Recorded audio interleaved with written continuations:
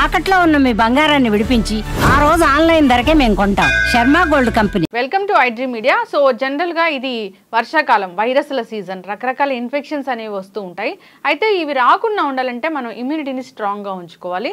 దానికోసం natural ways చాలానే ఉన్నాయి. వివరాలు తెలుసుకుందాం. మనతో పాటు ఉన్నారు ప్రముఖ vegetable therapist and seven spiritual society founder Vikramaditya Guruji గారు. గురూజీ నమస్తే అండి. సూర్యోస్మితల్లి.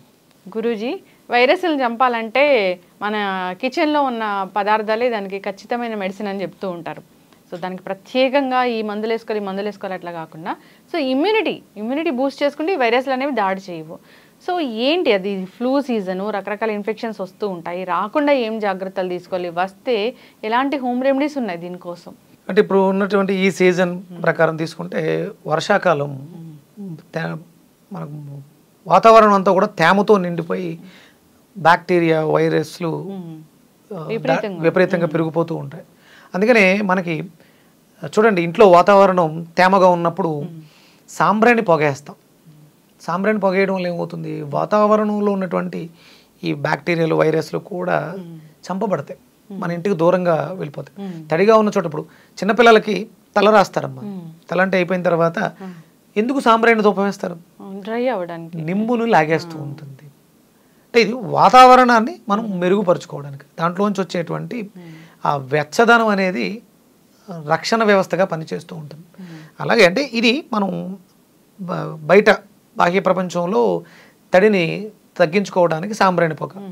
మన శరీరాన్ని ఎలా మెరుగుపరుచుకోవాలి అంటే మన శరీరంలో ఈ తేమని తగ్గించుకోవడానికి కఫం, వాతం, పిత్తం, కఫం వీటిని బ్యాలెన్స్ చేసుకుని బయట చల్లగా ఉంది, తేమగా తడితడిగా చిత్తడిగా ఉంది కాబట్టి లోపల ఉష్ణాన్ని పెంచడం ద్వారా మనం మన శరీరాన్ని రక్షించుకోవడానికి ఏర్పడుతుంది. అంటే ఎట్లాగా గురూజీ? ఏదైనా పర్టికులర్గా ఇలాంటిది కషాయం తీసుకుంటే సరిపోతుందా, ఇట్లా మనము ఇన్హేల్ చేస్తే సరిపోతుంది, ఏదైనా స్టీమ్ తీసుకోవాలా, అట్లా ఏమైనా ఉందా? అంటే ఇందులోనే చాలా రకాలు ఉన్నాయమ్మా. చాలామంది మీరు విన్నారో లేదో తెలీదు, దీన్ని ఏమంటారు, నస్యం చేయటం ఉంటుంది.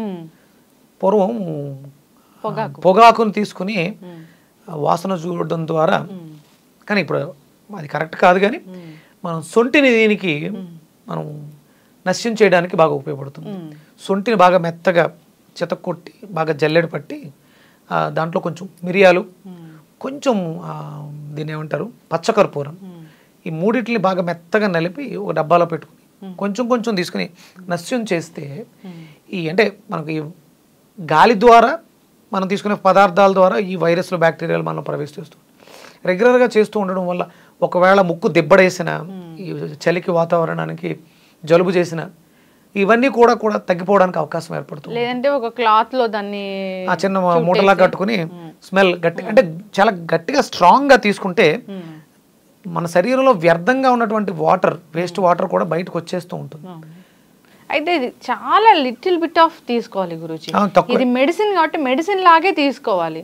చాలా మంది చెప్పారు కదా అని ఎక్కువ తీసుకుంటుంటారు. దానివల్ల ఇప్పుడు మన కరోనా టైంలో చూసింది అదే, విపరీతంగా వినాశకాల విపరీత బుద్ధి అని అతి సర్వత్రా వర్జేత్.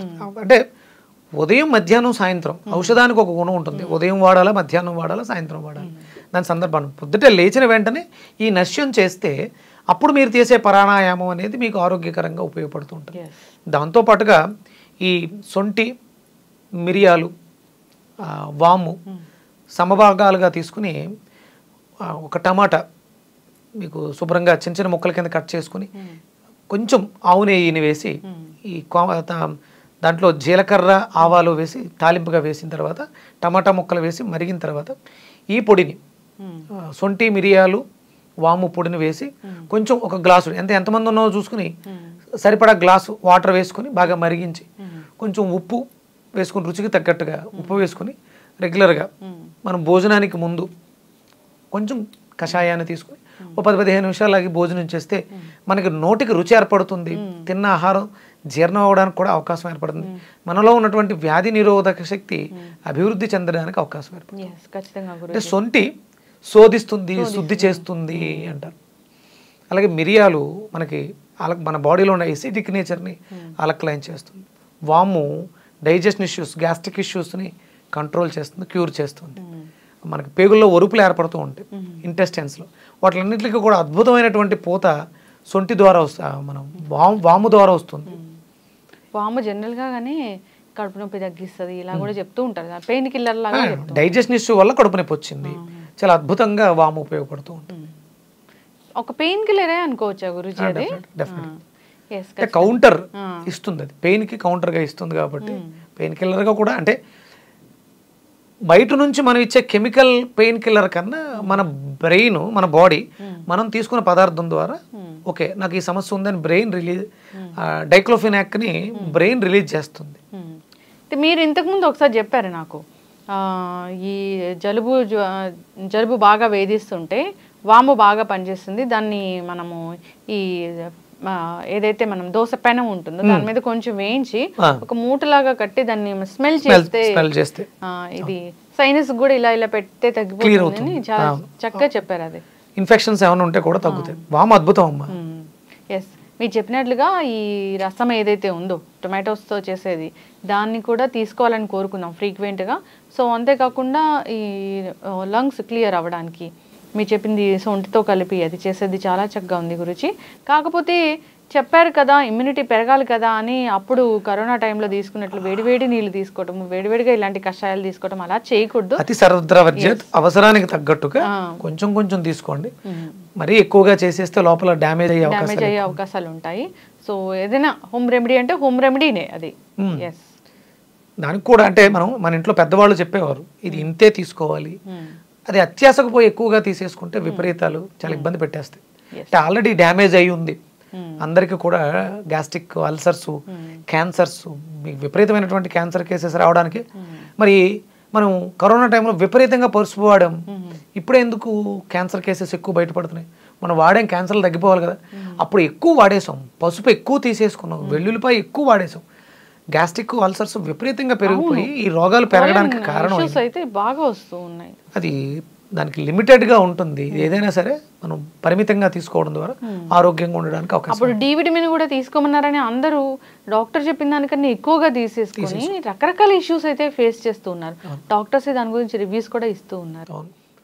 కొంచెం అనుభవం, మీ దగ్గరలో ఉన్నటువంటి అనుభవజ్ఞులైనటువంటి వాళ్ళని సంప్రదించడం, దాన్ని ఎంతెంత మోతాదులో ఏమేమి తీసుకోవాలో చూడటం మనకే తెలుస్తుంది. ఇంట్లో పెద్దవాళ్ళు ఇవాళ తీసుకున్నాము కొంచెం అన్కంఫర్టబుల్గా ఉంది, రేపు దాన్ని తగ్గించడం, ఇలా చేసుకుంటూ ఉండాలి.